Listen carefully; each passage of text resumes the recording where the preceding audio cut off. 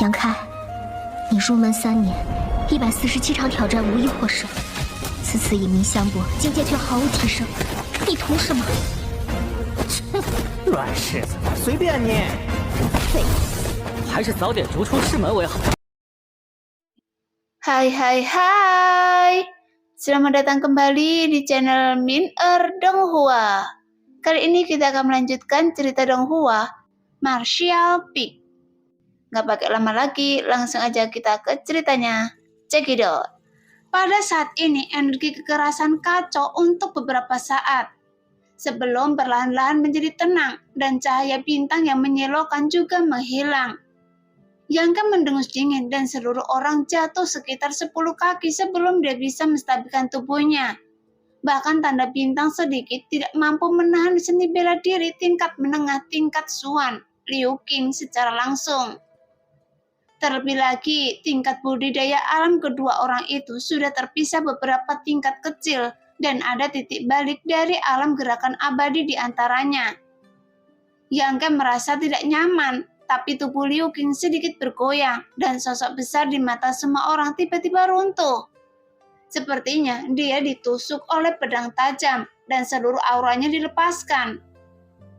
Namun, tekanan mengerikan menghilang. Semua orang merasakan perasaan membersihkan awan dan melihat cahaya bulan. Sambil melihat lebih dekat, kedua orang itu masih saling memandang dengan jarak 20 kaki seperti sebelumnya. Seolah-olah mereka belum pernah bertarung sebelumnya. Tapi, beberapa tuan muda dari keluarga yang tercengang karena mereka tidak pernah tahu bahwa Yangke akan begitu kuat. Meskipun semua orang tahu bahwa kekuatannya sendiri tidak lemah, tetapi tidak peduli seberapa berlebihan Yangke. Mereka masih meremehkan saudara ke-9 ini. Jika dia benar-benar bertarung sendirian, tidak ada seorang pun di keluarga yang bisa menjadi lawannya. Sekarang dia hanya berada di alam Yuan sejati tingkat 8. Bagaimana dia bisa setara dengan Liu Qing yang berada di alam gerakan abadi tingkat ketiga? Memikirkan hal ini, wajah Yang Zhou dan yang lainnya sedikit jelek. Meski kekuatan pribadi tidak terlalu penting dalam pertarungan memperebutkan ahli waris. Pada analisa terakhir, sebagai seorang pejuang, dia tetap berharap bisa mengejar puncak seni bela diri dan memulai dalam perjalanan ilahi tanpa dipengaruhi oleh ribuan orang. Namun, hal ini tidak bertentangan dengan perebutan hak untuk menjadi ahli waris keluarga. Jadi hanya Yang Wei yang menggelengkan kepalanya dan tersenyum pahit. Tapi diam-diam dia merasa lega. Ada satu gerakan lagi. Yangke menenangkan energi negatif di dadanya dan memandang Liu Qing sambil tertawa kecil yang membuat ekspresi Liu Qing menjadi serius. Dan dia tidak lagi berani meremehkan Yangke. Anehnya, dia menggelengkan kepalanya perlahan. Tidak perlu, Anda bukan lawan saya sekarang, tapi saya akui Anda memenuhi syarat untuk melawan saya.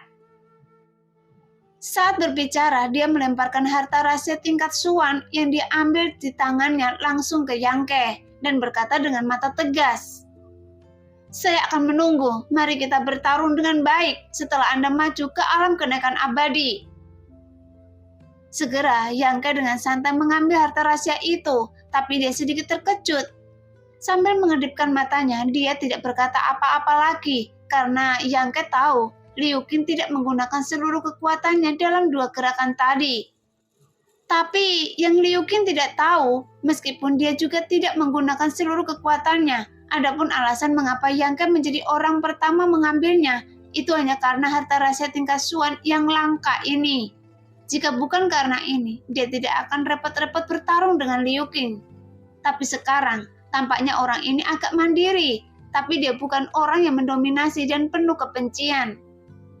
Sekarang harta rahasia ada di tangan, jadi Yangke tentu tidak perlu terjerat lagi. Melihat harta rahasia yang diperoleh Liu Qing karena pengorbanan baju besi Sui Yue Pitao dilemparkan ke Yangke tanpa belas kasihan, mata semua orang menjadi merah dan nafas mereka menjadi panas. Karena dalam sekejap mata, Yangke telah mengambil keuntungan lagi dan memimpin dalam meraih 2 harta rahasia tingkat misterius. Dia berbalik dan menatap Yang Wei.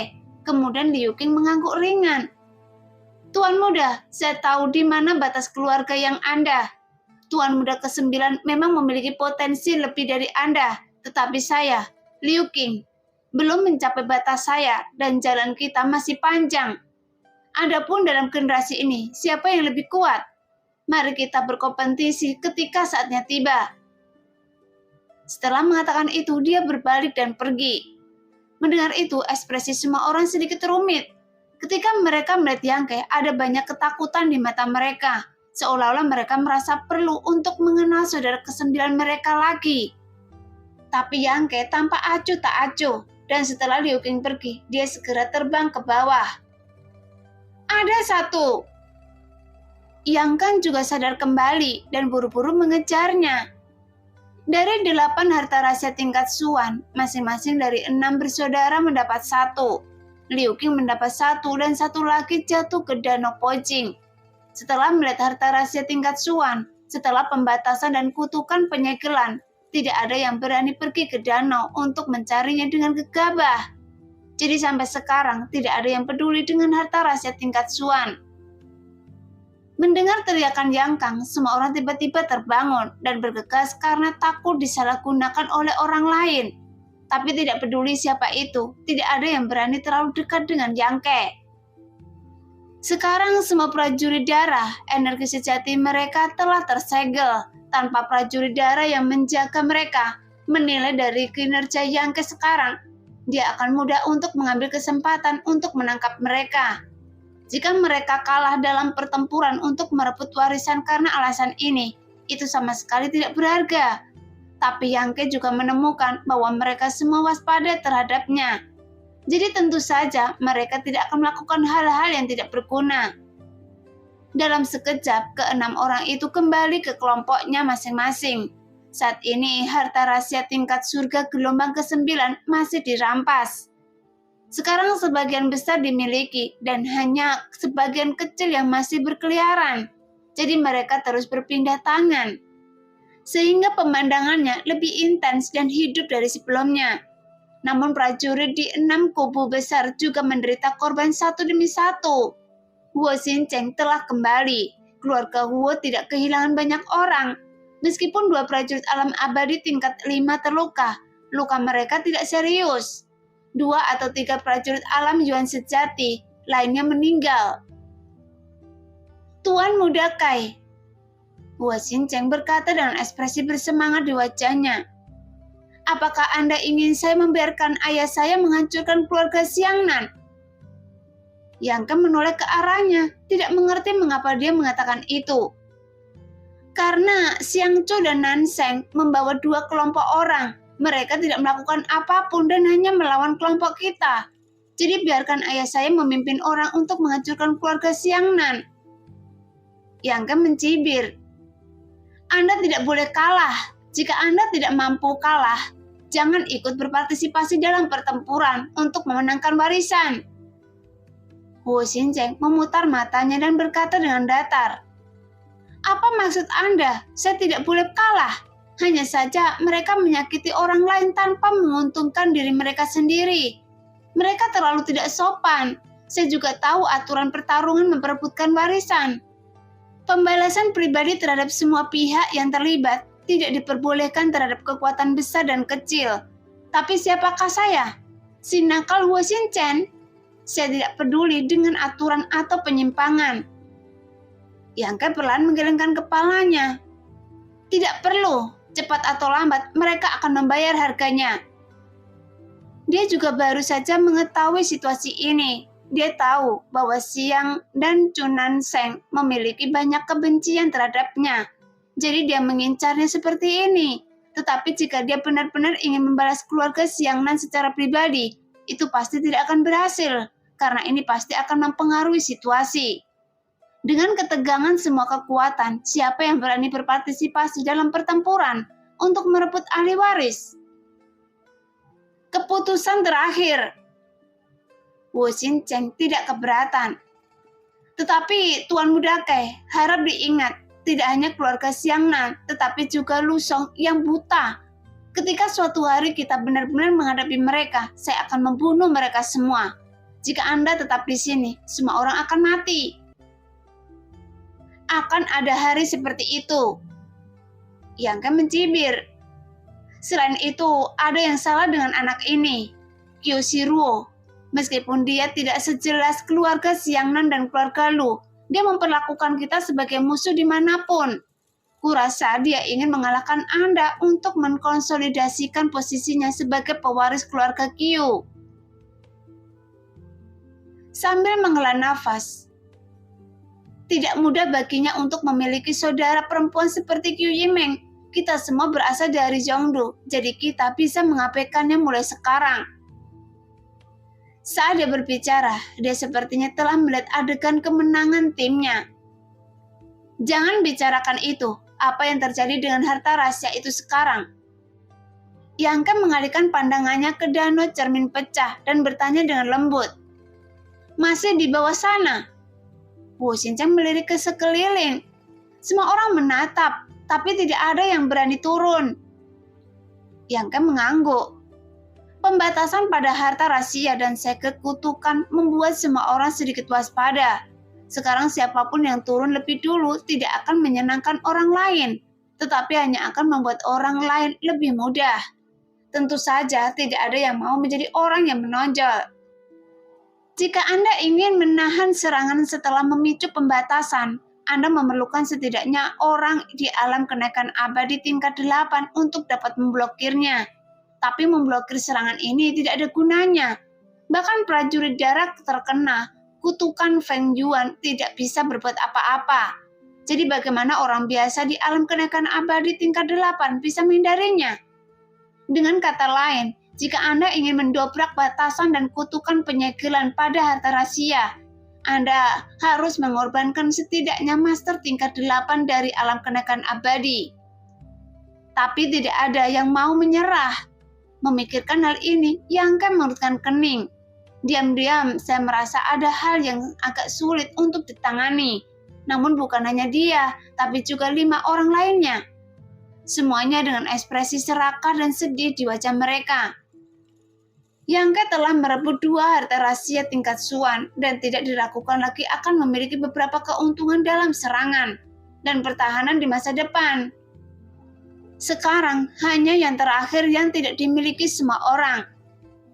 Tepat ketika semua orang merasa sedikit tidak berdaya, fluktuasi energi yang hebat tiba-tiba datang dari dasar danau Pojing, yang membuat wajah 6 anggota keluarga yang berkumpul di sekitar danau semuanya berubah dan mereka dengan cepat mengangkat kepala dan saling memandang. Karena fluktuasi energi ini jelas disebabkan oleh pembatasan harta rahasia yang dipicu. Jadi seseorang sebenarnya telah menyelinap ke dasar danau, tapi mereka tidak tahu dari kubu mana. Sambil melihat ke atas, Yang Ken terkejut karena dia menemukan bahwa ekspresi dan mata kelima saudara laki-lakinya sama seperti dirinya. Curiga terhadap orang lain, namun tidak ada waktu untuk memikirkannya dan kekuatan kesadaran spiritual tirani segera menembus ke dasar danau. Tuar! Suara keras terdengar dan perubahan yang mengguncang bumi terjadi di seluruh danau Pojing. Didorong oleh energi kekerasan, air danau yang berlumuran darah diledakkan hingga ketinggian lebih dari 10 kaki. Seperti naga yang keluar dari laut, kemudian dituangkan lagi sehingga pandangannya spektakuler. Mata Yang Ken tenang mencarinya di danau, kemudian cahaya redup mulai terlihat, yang merupakan harta rahasia tingkat Xuan yang jatuh ke dalam danau. Pada saat yang sama, ketika harta rahasia ini muncul, ada gelombang energi biru, dan itu adalah kutukan penyegel. Tapi mantra penyegel ini sebenarnya melilit kehampaan. Setelah mengelilingnya beberapa kali, sesosok buram muncul dari langit dan di danau. Dia terbungkus dan diikat oleh kutukan penyegel dan tidak bisa bergerak. Tuan muda, itu dia. In Chiu yang selalu pendiam tidak bisa menahan diri untuk tidak berseru. Tanpa memikirkannya, Yang Ken naik ke udara dan bergegas menuju danau cermin pecah. Kemudian senyuman dingin seperti pisau muncul di sudut mulutnya dan seluruh energi sejatinya mulai bergerak. Tiba-tiba pedang suram muncul di tangannya. Selama serangan itu, cahaya pedang yang luar biasa menyebar di samping Yangke seperti sayap bulu. Pedang panjang itu melambai dan cahaya pedang itu ditembakkan. Karena dia pun mengenali sosok ini samar-samar, dan itu adalah master misterius yang menyelinap ke ruang alkimia di pagi hari. Tapi Yangke tidak menyangka orang ini akan begitu berani dan menyelinap ke tempat ini. Dia mungkin memasuki dasar danau saat dia melawan Liu Qing tadi. Lagi pula, para prajurit darah energi aslinya telah tersegel, jadi dia tidak menyadari kehadirannya. Dan Yangke satu-satunya yang dapat mendeteksi aura ini. Sekali sosok itu terlalu terganggu dan dia tidak mampu melakukan apapun. Jadi Yangke mengambil kesempatan itu, namun kepemilikan harta rahasia tersebut belum ditentukan. Setelah Anda memiliki jejak, saya ingin melihat bagaimana Anda melarikan diri di depan semua orang. Yangke mencibir, tapi saat senyuman merekah, sosok buram yang terikat oleh kutukan penyegel Yuan tiba-tiba meledak dan berubah menjadi kabut, persis seperti situasi di pagi hari. Dan ini adalah perasaan yang sudah lama tidak Yangke lihat. Melihat itu, Yangke tampak terkejut dan kemudian matanya seperti pedang. Dan kekuatan kesadarannya yang tak tertandingi terkondensasi menjadi satu titik. Dia terus mencari-cari di sekitar harta rahasia. Saat berikutnya, pedang panjang di tangannya menebas ke satu arah dengan momentum yang kuat. Di arah itu, sosok buram lainnya muncul meraih harta rahasia dan berubah menjadi cahaya pelangi, menempuh jarak ribuan meter. Namun kecepatannya sangat cepat, sehingga Yangke bahkan tidak punya waktu untuk melancarkan serangan lagi. Jadi kejadian yang terjadi dengan cepat berakhir ketika Master Misterius itu merebut harta rahasia dan menghilang dari pandangan semua orang. 5 anggota keluarga yang lainnya masih ragu apakah akan bergegas atau tidak. Karena di Danau Pojing, air danau berwarna merah cerah menetes dan cahaya pelangi telah menghilang. Yangke berdiri di udara, memegang pedang Sura di tangannya. Ekspresinya sedikit berubah. Lagi pula, ini kedua kalinya dalam satu hari, Yangke membiarkan orang ini menjauh darinya. 2 kali berturut-turut dan dia melakukannya secara terbuka. Segera Yangke mengulurkan tangannya dan meraih sesuatu yang jatuh dari udara. Setelah melihatnya dengan jelas, Yangke tampak terkejut. Saat dia meletakkan benda itu di tangannya dan segera kembali ke kemahnya. Namun tidak ada yang tahu apa yang dia tangkap di danau luas itu. Tetapi semua orang melihat tindakan ini dan berspekulasi sejenak, menjadi sangat penasaran. Sekarang ke-6 anggota keluarga yang masih saling memandang, tetapi mereka melihat ke depan dan ke belakang. Tidak ada yang bisa melihat kegembiraan di mata mereka. Semua orang curiga terhadap orang lain. Mereka curiga bahwa Master Misterius itu adalah bawahan yang direkrut oleh orang lain. Namun pertarungan memperebutkan harta karun akan segera berakhir. Debu telah menempel di 8 harta karun misterius. Hanya menyisakan sejumlah kecil harta karun tingkat surga yang masih bisa diperebutkan. Setelah setengah cangkir teh, semuanya menjadi tenang. Para prajurit dari 6 kubu yang berjuang mundur, masing-masing kembali ke kelompok mereka. Seperti di awal, mereka berdiri di 6 sudut tepi Danau Pojing. Tetapi jumlah orang di setiap sisi telah berkurang setidaknya 1/4. Dan di antara orang-orang yang hilang, ada banyak penguasa alam kenaikan abadi. Di antara mereka, Yang Kang, Yang Sen, dan Yang Ying menderita kerugian paling besar. Ketika harta rahasia gelombang ketiga muncul, ketiga pihak tertangkap basah dan ditipu. Seiring berjalannya waktu, kerugian secara bertahap cenderung meluas. Untungnya pertempuran tidak berlangsung lama. Jika tidak, semua orang ini akan terbunuh. Karena gelombang pemusnahan pasukan juga tidak diketahui. Namun para pejuang dari masing-masing pihak juga menunjukkan kebencian mereka yang sebenarnya saat mereka melihat sekeliling. Tapi wajar jika mereka memiliki dendam dalam perebutan warisan. Ketika perebutan warisan sedang berlangsung, mereka tidak dapat membalas secara pribadi. Namun setelah perebutan warisan selesai, mereka ditakdirkan akan ada pertarungan hidup dan mati antara kekuatan yang bermusuhan ini. Jadi, meski perburuan harta karun sudah selesai, pemandangannya masih berbau asap. Tapi di sisi Yangke, meskipun dia juga menderita beberapa kerugian, tetapi keuntungannya lebih besar dibandingkan dengan orang lain. Karena para pejuang dari kelompoknya sendiri tidak diragukan lagi, telah mengambil lebih banyak harta rahasia, terutama Yangke, yang telah memperoleh 2 harta rahasia tingkat Xuan.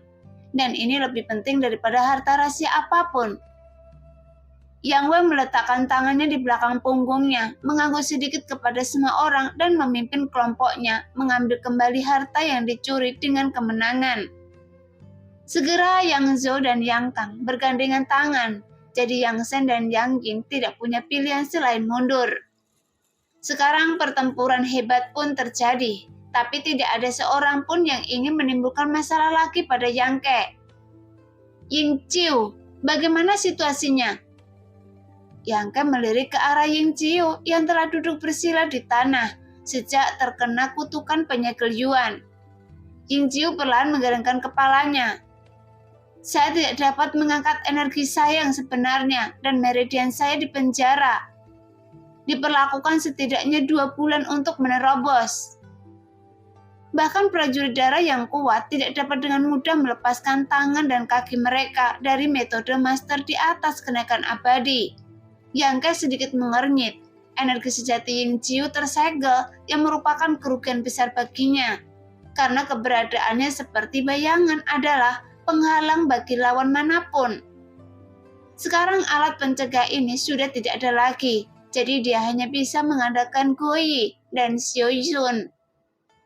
Meski mereka juga sangat kuat, Ying Qiu lebih baik dalam menyembunyikan pembunuhan.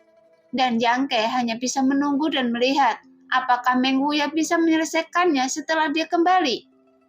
Jika bahkan penjaga toko Meng tidak bisa berbuat apa-apa, maka Ying Qiu hanya bisa diam selama 2 bulan. Kembali, kata Yang Ke ringan. Ini untuk Anda. Dong Qinghan berjalan dan menyerahkan pedang sepanjang telapak tangan kepada Yang Ke, yang merupakan harta jiwa dewa yang telah diincar oleh Yang Ke sebelumnya. Apakah Anda mengerti? Yang Ke tersenyum sedikit tanpa bersikap sopan dan mengulurkan tangan untuk mengambilnya. Namun rasa dingin di tangannya menggigit dan kesadaran spiritualnya juga merasakannya.